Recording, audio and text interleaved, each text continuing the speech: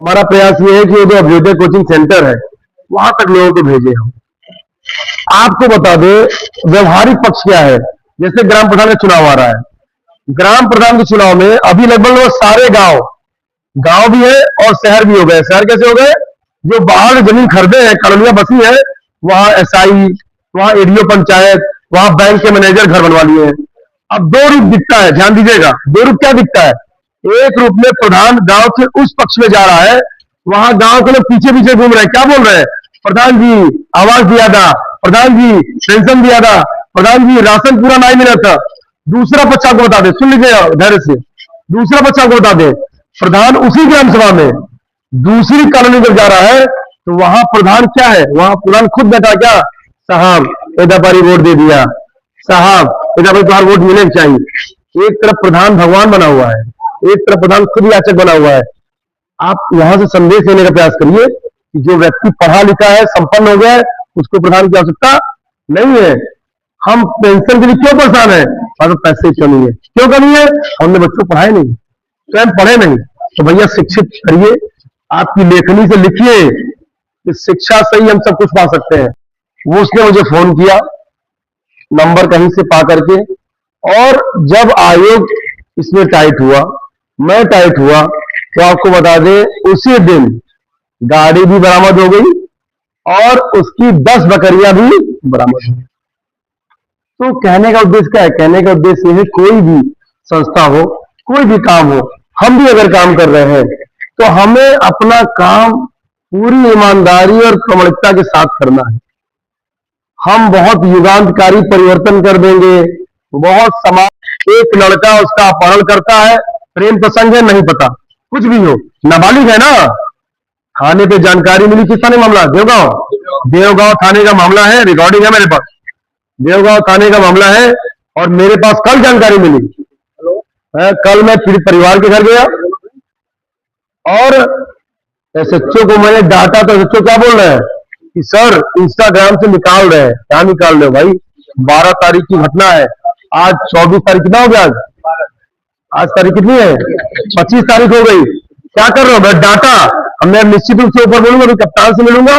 और कई मामलों में ऐसे ही भदोही में एक मामले में गलत पुलिस ने कार्रवाई कर दी थी, मैंने सीओ को भी बोला, एसपी साहब से बोला, और अगले दिन मेरे कार्रवाई के अगले ही दिन उसको न्याय मिला।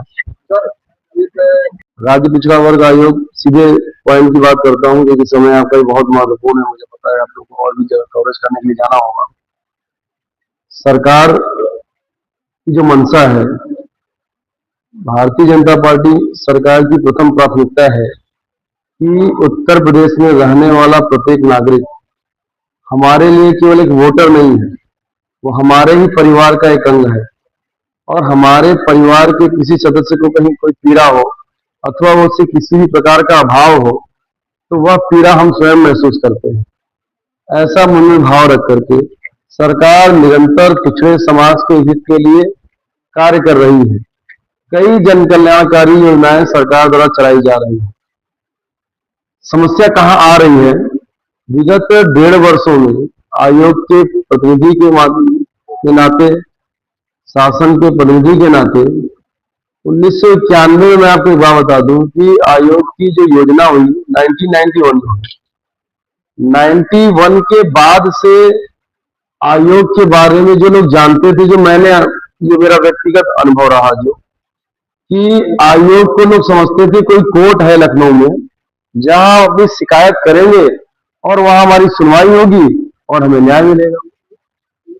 दुर्भाग्यवश जानकारी के अभाव में 1.5 वर्ष पूर्व जब मैंने आयोग को ज्वाइन किया तो मैंने व्यवहारिक रूप से पाया कि आयोग का प्रयोग संपन्न, धनाढ्य या ऐसे लोग जो आयोग को जानते हैं, उसकी ताकत को जानते हैं, आईएएस आईपीएस का एग्जाम देने वाले लोग हैं, या प्रशासनिक अधिकारियों के टच में आने वाले लोग ही आज व्यक्ति थाने में आता है अपनी समस्या, अपनी शिकायत को बताने के लिए।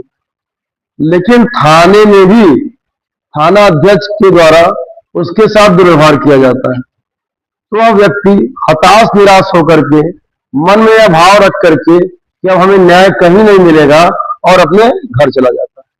उसको यह पता ही नहीं है कि कहीं अगर अधिकारियों के द्वारा उसके साथ गलत व्यवहार किया जा रहा है, उसे न्याय नहीं मिल रहा है, तो एक आयोग का भी गठन उसके अधिकारों के संरक्षण के लिए, उसको न्याय दिलाने के लिए है। आम आदमी आयोग को जानता ही नहीं। हमने जब ये अनुभव किया कि आम आदमी को तो पता ही नहीं आयोग की ताकत क्या है, आयोग की क्षमता क्या है, और ऐसे कई मामले आयोग में आ रहे थे। आयोग की अपनी एक प्रक्रिया है, हमारा एक न्यायिक कॉन्सेप्ट है जिस पर हम काम करते हैं। हमारे यहाँ आवेदन आता है, फिर हम उस पर आख्या मंगाते हैं, एक लंबी प्रक्रिया हो जाती है। हम जब आयोग में गए तो मैंने अनुभव किया ऐसे छोटे छोटे मामले भी आ रहे हैं आयोग में प्रक्रिया के लिए, जिनको फोन पर ही हम सॉर्ट आउट कर सकते थे। एसडीएम से, तहसीलदार से फोन पर ही बात करके उनको सॉर्ट आउट कर सकते थे। तो उन आवेदनों को भी हम आयोग में लें, उससे अच्छा हम सीधे क्यों ना अधिकारियों से बात कर लें। दूसरी बात, आयोग में एप्लीकेशन लेने के लिए मान लीजिए कोई गरीब महिला है, अनपढ़ है, वो कैसे भेजेगी, कैसे आयोग तक आएगी। तो हमने उस प्रक्रिया को और सरल कर दिया कि आपको रजिस्ट्री नहीं करनी है, आप अपना एक एप्लीकेशन लिखिए, उस पर साइन करिए, उसको स्कैन करिए, अपने नंबर से मुझे व्हाट्सएप कर दीजिए पीडीएफ, मैं उसको मान लूंगा कि आपने मुझे एप्लीकेशन भेजा, ताकि आपको लखनऊ दौड़ना ना पड़े, परेशान ना होना पड़े। और 1.5 वर्ष में आपको बताते हुए गर्व का अनुभव हो रहा है कि 1.5 वर्ष में लगातार काम करते हुए अभी 1200 से ज्यादा जन चौपाल मैंने की, और उन जन चौपाल के माध्यम से लाखों लोगों का समस्या वही समाधान करने का हम लोगों ने प्रयास किया, सफल प्रयास किया। आयोग में आने के बाद मैंने मन में एक भाव रखा कि यार आम आदमी तो आ नहीं पा रहा, जानता नहीं, तो क्यों ना हम ही उन तक चले। तो ऐसा अभियान चलाकर आयोग आपके द्वार, ऐसा अभियान चला करके रैंडमली हम लोग जगह सेलेक्ट करते हैं।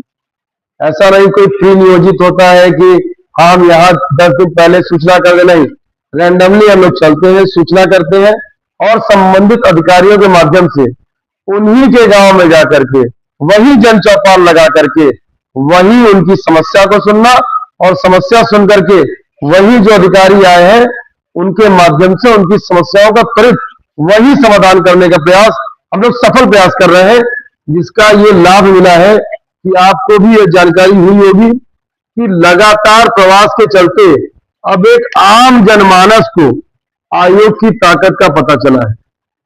और मैं सत्येंद्र बारी, सदस्य राज्य पिछड़ा वर्ग आयोग के प्रतिनिधि के रूप में क्षेत्र क्षेत्र में जाकर के लोगों को सरकार द्वारा पिछड़े समाज के हित के लिए चलाई जा रही जन कल्याणकारी योजनाओं के बारे में उनको जागरूक कर रहा हूँ, अवेयर कर रहा हूँ। सरकार की प्रथम प्राथमिकता है कि उत्तर प्रदेश में रहने वाला कोई भी नागरिक हमारे लिए मात्र वोटर नहीं है, वो हमारे परिवार का एक अंग है, और हमारे परिवार का कोई भी सदस्य कहीं पीड़ा में न रहे, कहीं अभाव में न रहे। जो सरकार की योजना है उसका लाभ आम जनमानस तक पहुंचे, इसीलिए लगातार सरकार के प्रतिनिधि के रूप में हम लोग गांव गांव जाकर के जन चौपाल के माध्यम से लोगों को जागरूक कर रहे हैं, उनको न्याय दिलाने का काम कर रहे हैं। और इसी क्रम में मैं 2 दिवसीय प्रवास पर आजमगढ़ में हूँ। आज यह जो प्रेस कॉन्फ्रेंस है, जो प्रेस वार्ता आहूत की गई है, उसका उद्देश्य ही यही है कि यह बात आम जनमानस तक पहुंचे कि लोग अपने अधिकारों के प्रति सचेत रहें।